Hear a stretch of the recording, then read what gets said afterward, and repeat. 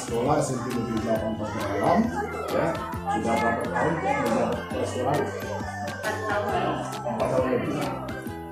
Dan untuk program sekolah penggerak itu sudah berapa tahun berjalan? Masuk tahun pertama Pak ya? Masuk tahun pertama dan semester pertama tahun ya? pertama ya, semester pertama tahun pertama. Iya, ya tentu selama memimpin sekolah ini ya sudah lama betul itu 4 tahun dan sudah menjadi sekolah juga. Ibu tentu tahu ya kendala-kendala kemudian hambatan-hambatan yang dihadapi oleh sekolah ini. Kemudian kekuatan-kekuatannya apa? Mohon informasikan sedikit. Terima kasih Pak Raffles, selamat datang. Sampai jumpa di channel Dapat Bapak Pagar Alam. Ya, dengan semangat bagi anak-anak di sekolah yang kalau ditanya dengan lingkungan sekolah ya tentunya kami dapat mengalami satu kekuatan dan kelemahan dari proses pembelajaran dengan Sipil 8 ini. Kalau kita melihat dari kekuatan, ya begitu banyak kekuatan yang ada di keluarga besar Sipil 8 Kota Pagar Alam. Salah satunya memang kami di Sipil 8 Kota Pagar Alam ini mendapatkan suatu nama pelaksana program sekolah penggerak di tahun pertama Pak, di semester awal ini. Dan tahun-tahun sebelumnya kita belum mendapatkan label untuk sekolah penggerak tersebut. Tentunya kami tetap berusaha bagaimana usaha dari SMP 8 ini untuk mewujudkan proses pembelajaran yang baik demi prestasi SMP 8. Kalau ditanya kekuatannya Pak, tentunya kekuatan itu yang pertama Pak, dengan ucapan alhamdulillah bahwa semenjak adanya SK sebagai pelaksana program sekolah penggerak ini suatu yang membuat kami itu untuk mempercepat transformasi pendidikan terutama di pembelajaran di sekolah ini. Yang kedua, kekuatan kami adalah semua guru mendukung. Semua guru mendukung dengan semangat bahwa program sekolah penggerak itu nanti dapat kami laksanakan di Sipil 8 Kota Pagar Alam. Namun dibalik kekuatan yang ada pada kami Sipil 8 tentunya ada kelemahan. Namun kelemahan ini bukan berarti suatu hal yang tidak bisa memajukan sekolah. Yang pertama Pak, kelemahan kami itu masih ada guru ya dalam proses pembelajaran itu belum berani mencoba. Itu salah satu kelemahan kami. Dan pemanfaatan IT yang maksimal. Nah, pemanfaatan IT yang maksimal itu dia masih ragu, masih takut. Itu yang pertama. Yang kedua, memang sarana prasarana yang ada di sekolah kita ini memang masih minim, terutama di instalasi listrik. Di kelas-kelas itu instalasi listriknya memang sangat minim. Ya. Kemudian yang ketiga bahwa guru itu Pak, walaupun semangat nantinya di dalam pelaksanaan PSP itu, tapi dia itu mulai dari dirinya sih Pak, itu satu hambatan bagi kami untuk mencoba kesadaran untuk mulai dari diri itu masih rendah. Kenapa rendah? Karena yang tadi bahwa guru itu masih merasa takut dalam melaksanakan sesuatu yang dianggapnya baru dalam kurikulum merdeka. Jadi itu para pres sebagai kekuatan dan kelemahan kami. Insya Allah nanti dengan pendampingan Bapak sebagai pengawas pembina semua bisa terselesaikan dengan baik. Nah, bagaimana Ibu melihat kelemahan ini? Maksud saya itu mengidentifikasi kelemahan itu, Ibu melihatnya itu dari mana? Apakah melalui observasi atau melalui praktek pendidikan dan sebagainya? Oke, terima kasih Bapak. Dari kelemahan yang ada di lingkungan sekolah yang sama-sama kita cintai dan kita banggakan. Yang pertama tadi sudah saya jelaskan, masih ada guru itu melaksanakan pembelajaran belum menggunakan IT dengan maksimal. Itu dari mana sih saya mengidentifikasi? Tentunya dari pemanfaatan IT yang sering saya lihat dari guru-guru. Yang kedua, kami dari pihak sekolah tentunya selalu menghimbau kepada guru-guru itu untuk memanfaatkan IT, jangan takut kayak gitu. Jangan takut. Yang kedua, kita harus memberanikan diri agar terjadi transformasi dalam pembelajaran. Kemudian identifikasi yang kedua, memang kami lihat ya secara langsung kami melihat ke kelas-kelas memang instalasi listrik itu Pak. Jadi kami terjun langsung ya. Kami terjun langsung, tapi itu bukan itu mata. Kami berusaha untuk menyelesaikan instalasi listrik itu. Tapi ada tapinya tadi karena cuaca dan lingkungan tekstur lingkungan sekolah yang agak tebing ya bertingkat itu, nah jadi ada kendala sedikit ya Pak ya dalam transformasi pendidikan itu. di sarana prasarana itu yang sangat mendukung, yang memang masih minim di sekolah kita.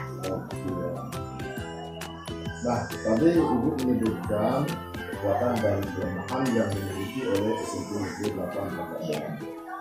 Nah, untuk kelemahan sendiri itu bagaimana langkah konkret yang Ibu lakukan sebagai pimpinan di Satuan Pendidikan ini untuk mendobrak, meningkatkan konkretnya bagaimana yang telah Ibu lakukan selama ini? Terima kasih Bapak ya. Jadi dengan adanya kelemahan yang ada, kami dari SMP 8 Kota Pagarang, khususnya dari saya kepala sekolah bersama tim KP itu membuat satu rencana Pak. Jadi bagaimana untuk mewujudkan ya pemanfaatan IT dengan baik dan pembelajaran itu yang bisa lebih baik lagi untuk menarik bagi kita didik. Tentunya kita melalui kegiatan-kegiatan, misalnya salah satu contohnya adalah melalui IHT dan di teknik itu.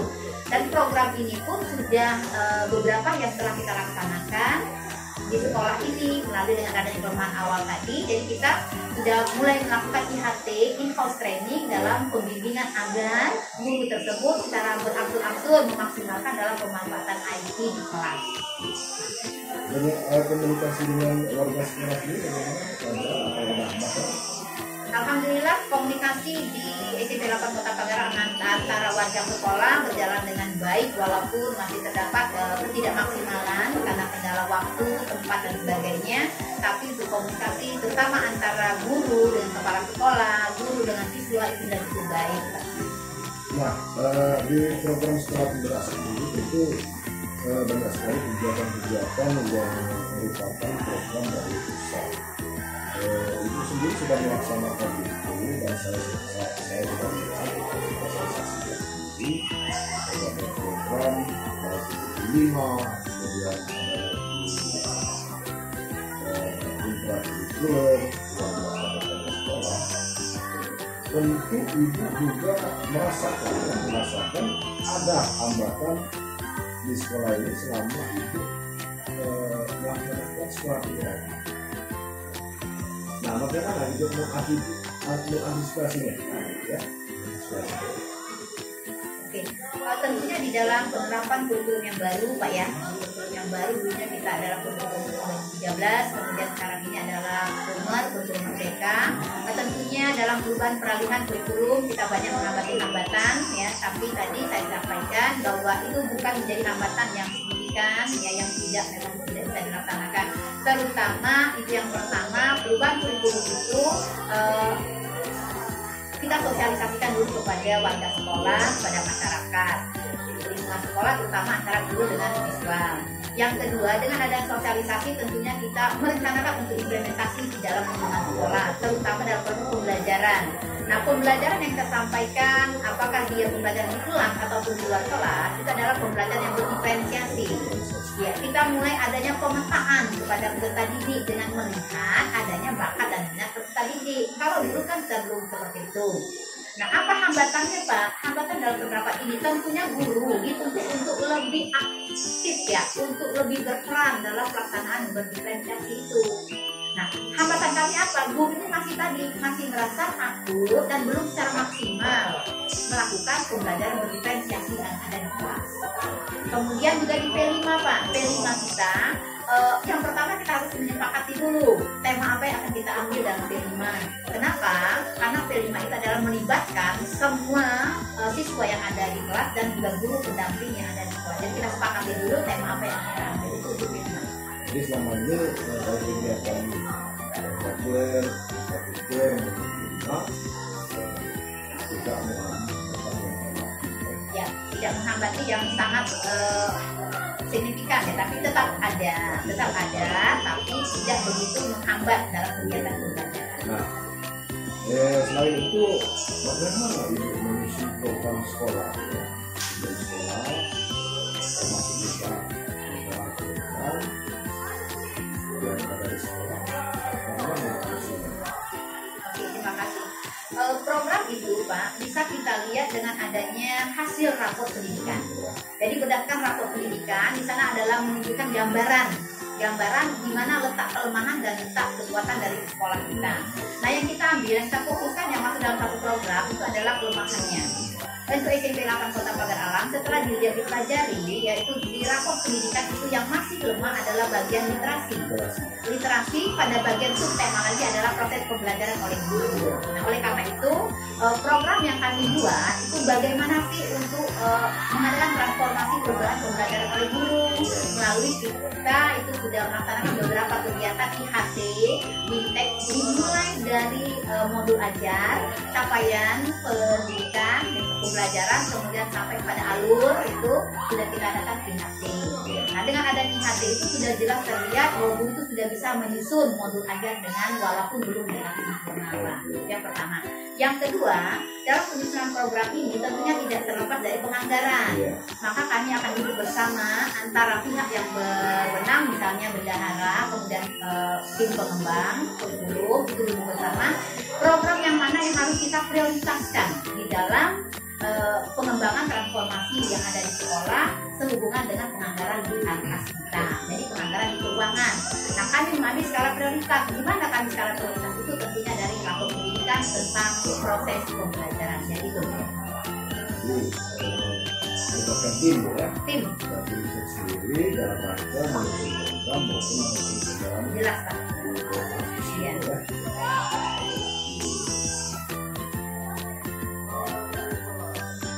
RHK sudah ada Bu?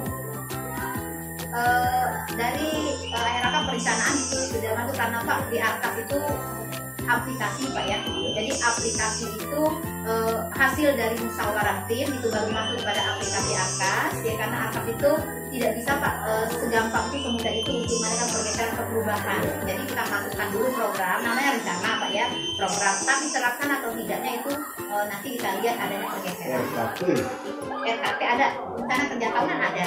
Yang itu juga masuk di dalam Arkas juga ada Pak. Di Arkas program mana yang kita skala prioritas karena dia adalah RKT. Jadi saya minta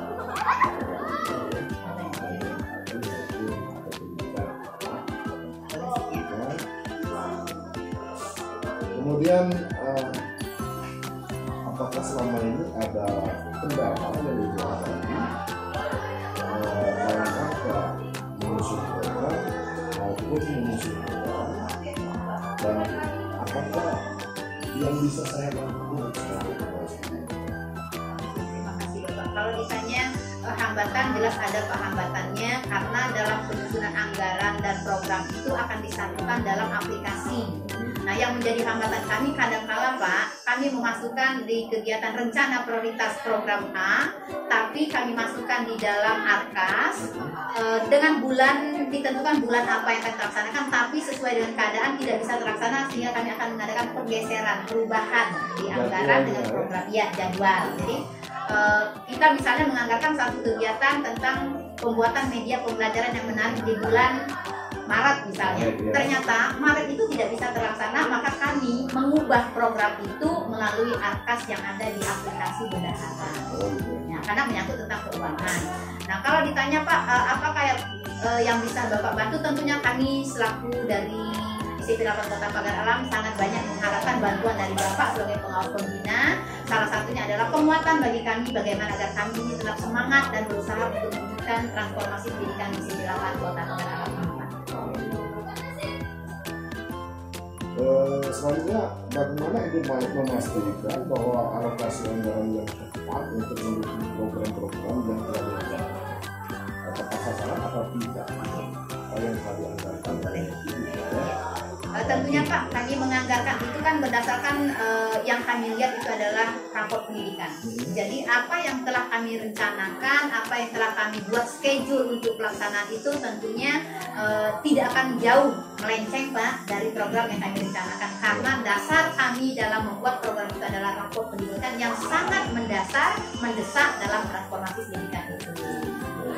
Nah, selanjutnya Pak, kira-kira apa perbedaan antara program atau kegiatan satuan pendidikan tahun lalu dengan tahun sekarang? Apa kira-kira perbedaan? Baik Bapak, kalau tahun yang lalu sekolah SMP 8 ini belum ada label Pak pelaksana sekolah penggerak. Tapi di tahun ini SMP 8 sudah mendapatkan label program sekolah penggerak. Tentunya dalam penganggaran membuat suatu program sangat berbeda. Sangat berbeda. Yang pertama bahwa di kurikulum sekarang adalah kurikulum merdeka. Yang dituntut ya bahwa materi-materi esensial yang harus kita sampaikan kepada peserta didik itu yang di dalamnya harus mempunyai beberapa program. Salah satunya adalah program bagaimana cara meningkatkan pendidikan pembelajaran di kelas itu dengan baik. Salah satunya adalah pembelajaran berdiferensiasi. Tapi kalau yang tahun yang lalu Pak, kita masih kurikulum merdeka, tuntutannya hanya di pembelajaran pengetahuan saja, sehingga akan berbeda. Kalau sekarang ada P5, kalau dulu tidak ada P5. Nah ini yang membedakan bagaimana program tahun lalu dengan tahun sekarang. Oke, selama melaksanakan kurikulum merdeka, apakah Ibu pernah mengecek guru-gurunya dan sahabat di kelas apakah sudah melaksanakan pembelajaran berdiferensiasi atau justru sebaliknya masih tetap memakai pola yang lama? Ya, tadi sudah dari awal kita berbicara Pak kelemahan dan kekuatan kita sebagai sekolah penggerak. Ya. Tapi untuk yang secara pembelajaran berdiferensiasi, saya sudah langsung terjun ke lapangan. Itu ada beberapa guru yang saya amati, terutama itu adalah supervisi dadakan yang kita lakukan kepada guru-guru di kelas 7, khususnya karena kita ini baru di tahun pertama Pak, jadi baru kelas 7. Ada memang beberapa guru itu sudah melakukan pembelajaran itu yang sudah berdiferensiasi dimulai dari pemetaan awal sampai kepada identifikasi kebutuhan peserta didik. Tapi masih ada juga guru yang masih melaksanakan pembelajaran konvensional, masih secara lama, dengan alasan setelah kita berbicara pembinaan, mereka mengungkapkan bahwa mereka itu masih takut dalam melaksanakan proses pembinaan. Nah itu untuk mengatasi masalah itu bagaimana? Untuk mengatasinya kita mengadakan pendampingan, kemudian pemberitahuan dan mengajak untuk melakukan itu dan didampingi oleh guru-guru atau teman-teman sejawat. Yang didampingi apakah ada perubahan dari si guru? Alhamdulillah dengan adanya sekali mencoba dengan pendampingan teman sejawat, beliau sudah melaksanakan proses diferensiasi.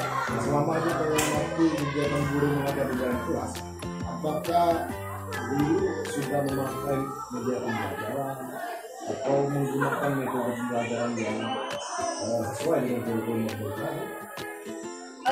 Di SMP 8 Kota Pagar Alam, pemanfaatan IT media pembelajaran belum maksimal. Masih ada beberapa guru yang masih enggan menggunakan IT sebagai media. Tetapi dalam beberapa minggu yang lalu, kami SMP 8 itu telah mengadakan in-house training dengan judul pembuatan media pembelajaran yang menarik untuk siswa. Gitu. Jadi tuntutan saya Pak sebagai orang di belakang sekolah meminta tantangan kepada semua guru untuk membuat apakah dia berupa video pembelajaran atau PPT dalam materi pembelajaran yang ada di kelas dan harus diterapkan walaupun 1 minggu 1 kali, dan itu sudah terdata, sudah ada minggu awal di semester genap ini sudah ada 6 guru yang telah melaksanakan itu. Nah, selama melaksanakan kurikulum merdeka dan menjadi sebagai salah satu sekolah penggerak, bagaimana antusiasme siswa atau murid terhadap program ini? Kalau dilihat dari antusias siswa, khususnya di kelas 7, Pak, kan baru tahun pertama Pak ya, sangat luar biasa. Luar biasa. Artinya apa? Pada saat anak itu mengadakan P5, nah, P5 itu disambut dengan senang kepada semua warga sekolah, khususnya anak kelas 7 tadi. Yang pertama Pak, kami pernah P5 itu di tema awal adalah kewirausahaan. Kewirausahaan dengan memanfaatkan lahan kosong di lingkungan sekolah kita. Kami mengadakan bercocok tanam sayur mayur yang ada di lingkungan sekolah. Begitu antusiasnya anak pengen mengetahui bagaimana cara awal sampai kepada cara panen. Itu salah satu bentuk kami mengatakan begitu antusiasnya warga sekolah. Begitu juga untuk guru pendamping. Nah, masalah guru pendamping itu kan ada tim ya. Namanya si tim. Apakah semua guru ini sudah melibatkan diri di dalam pelaksanaan kegiatan ini? Apakah ada yang cuek dan tidak peduli dengan kegiatan dari tim? Dari tim yang terbentuk Pak di kelas 7 ya di fase D pada saat ini, alhamdulillah yang terlibat termasuk dari tim P5 itu boleh dikatakan di atas 85% terlibat dengan baik. Nah itu ini jelas di awal usaha pada hari ini juga, hari ini akan saya jadikan, saya sudah berdasarkan beberapa masukan dan informasi dari itu, ini akan saya jadikan sebagai referensi bagi saya dalam membuat dokumen pengawasan yang disebut melakukan. Terima kasih Bu ya.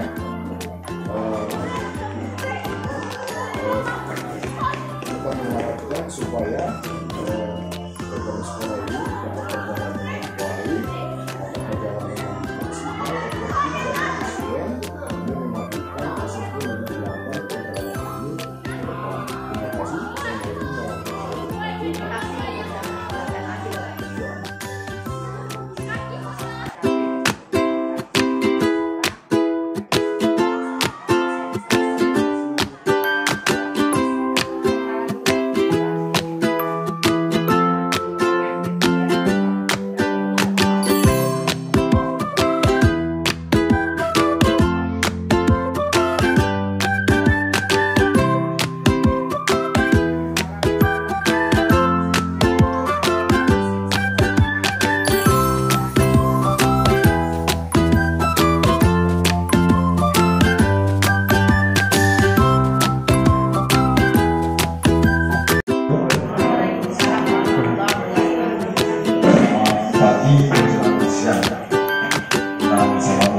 Para siswi lawan penampilan yang saya hormati para sekolah